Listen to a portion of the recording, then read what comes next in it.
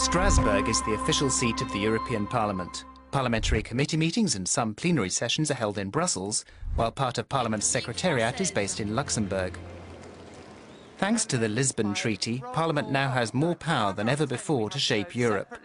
Last year, MEPs voted on hundreds of legislative issues which affect every one of us as citizens, workers and consumers. The Lisbon Treaty also gives more rights to European citizens, as the Charter of Fundamental Rights is now binding on all the EU institutions. This obliges them to take proper account of the civil, political, economic and social rights of citizens in all their lawmaking and all their other activities. The last European elections were held in June 2009.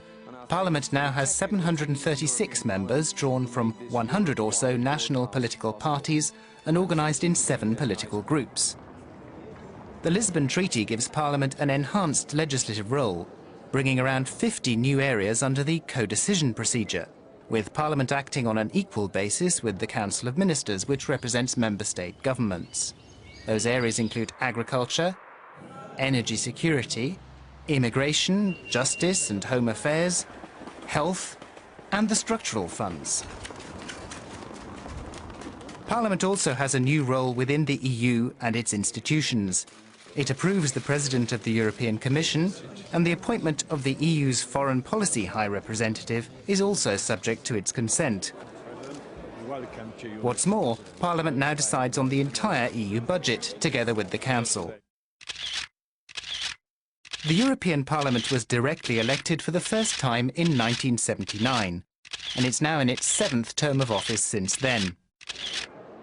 The current President of Parliament is Jerzy Buzek, a Polish MEP who belongs to the European People's Party group. He was elected in July 2009. The President oversees all the activities of Parliament and its bodies. He chairs the plenary sessions and represents the institution in all of its external relations, in particular at international level. Parliament regularly plays host to presidents, prime ministers and other distinguished guests from a wide range of countries. Relations with the international community are of prime importance to the European Parliament, which is why it seeks to ensure that the EU plays a more prominent role in foreign affairs. Parliament's members sit in groups set up on the basis of shared political views. The groups operate rather like European political parties, forming alliances and negotiating compromises. As in many national parliaments, the members discuss draft legislation in committee meetings before it's put to the full parliament. These committee meetings are streamed live on the web. And we are ready to help you. During plenary sessions, the whole parliament comes together, either in Strasbourg or in Brussels. Plenary sessions are where the most important debates are held and where Parliament votes on legislative proposals and political declarations. Parliament works in the 23 official languages of the European Union. The right of every member to read, write and speak his or her own language is central to the democratic legitimacy of Parliament. In today's enlarged European Union, it is essential for language rights to be upheld. They are a symbol of equality among the member states. A large part of our country's current laws were originally drafted and adopted at European level.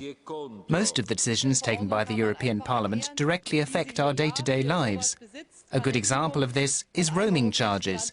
As a result of decisions taken by Parliament, more than 140 million Europeans who use their mobile phones when travelling in another EU member state now have lower bills. As part of its efforts to uphold the rights of European citizens, Parliament has several times made its voice heard in EU-US relations, such as when it initially rejected the agreement on bank data transfers via the SWIFT network and opposed the deal on air passenger name records. One of the European Union's key challenges is to ensure market efficiency while maintaining the social standards on which our welfare systems and quality of life depend. This is why, when it adopted the Services Directive, which enables service providers to ply their trade anywhere in the European Union, Parliament strove to strike an appropriate balance.